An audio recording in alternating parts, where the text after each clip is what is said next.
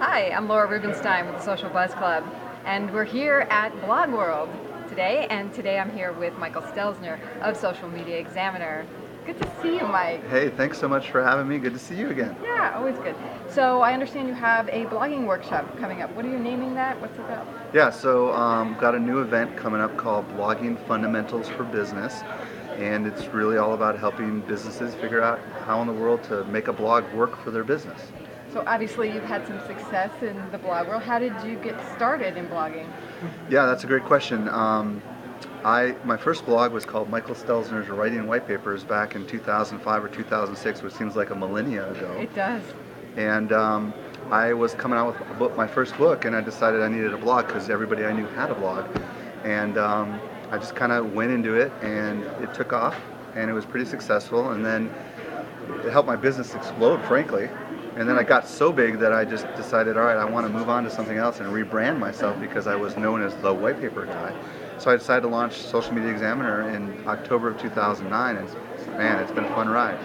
So tell us about the success with Social Media Examiner. Yeah, Social Media Examiner now has 600,000 people a month.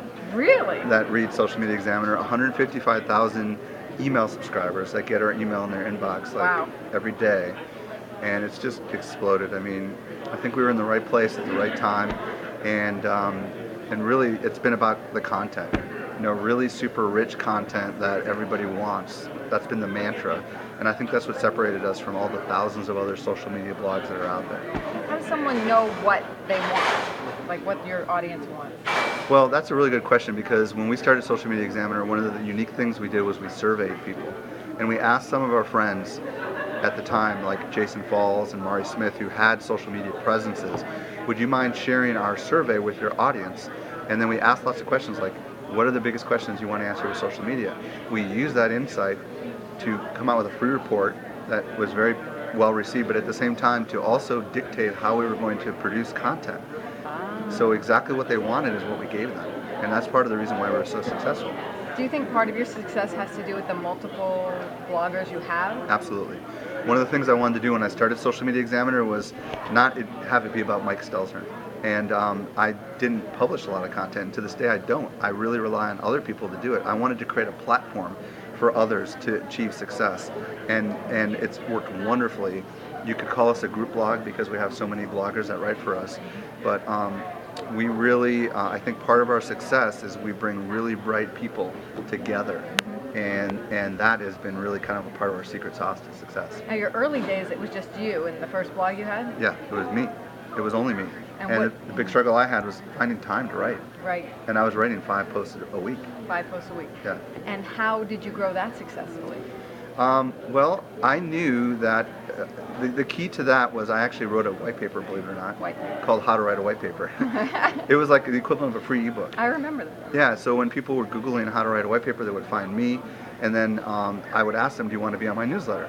And my newsletter allowed them to get on, a portion of them to get on an email drip list where I would send them a newsletter every month with hot articles in it. And then eventually I built that following, and I decided I was going to come out with a book, but I knew I needed a blog first. So what I did was essentially kind of build up from there, you know what I mean? So I had a mechanism to bring people in, got them onto the newsletter, and then eventually started a blog. And it was really, that blog was the path to having a bigger audience that when my book came out, it would be successful.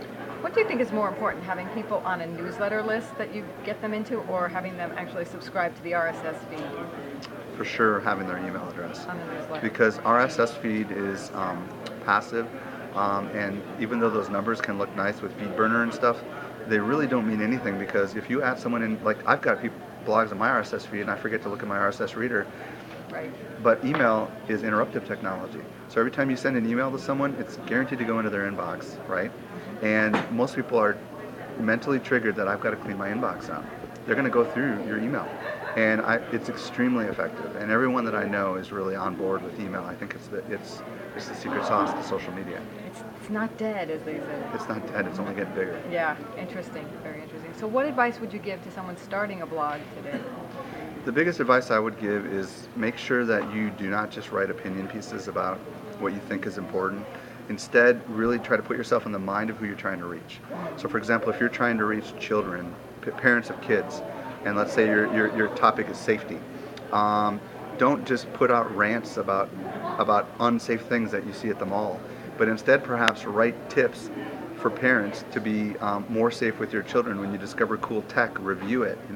When someone writes a book about safety, interview that person. Become the source, so that when people want to learn more about parent safety, you're the first person that they think about.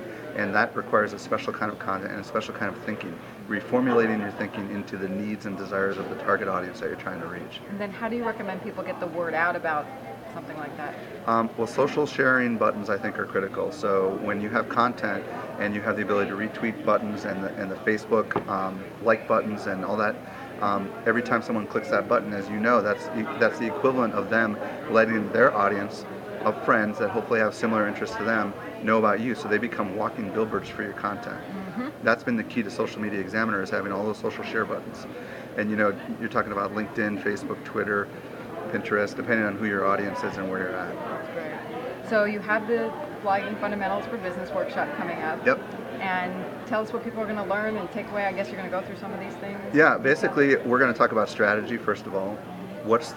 How does a blog fit into your business strategy? You shouldn't just blog because everybody else is blogging. Right. So I'm going to lay out a strategy. Then we're going to talk about a lot of tactics. So how do you actually create the content? That's a key thing. Most people are scared to write, so I'm going to talk about really easy ways to create really valuable content. We're going to talk about some tech. So we're going to talk about analytics, so that you can actually measure the progress of your blog, and certain kinds of tech plugins that will enable things like allowing the mobile user to be able to consume your device. That's kind of just a high-level overview. And we're going to talk about how to promote your blog too, because you can't just create content and expect that it's going to do something for you. There's actual tactics that you can employ to ensure that your content gets consumed. So you're calling this a workshop. Is it a one day or No, it's spread day? over 2 weeks. Okay. It's 5 sessions that are 1 hour to 90 minutes taught by me.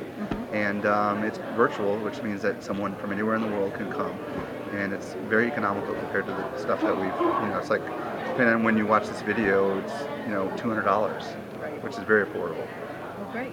Well, thanks. Can't All wait right. to learn from you more on Thank the you so blogging. much. Thank you. We'll see you soon. Bye from Blog World.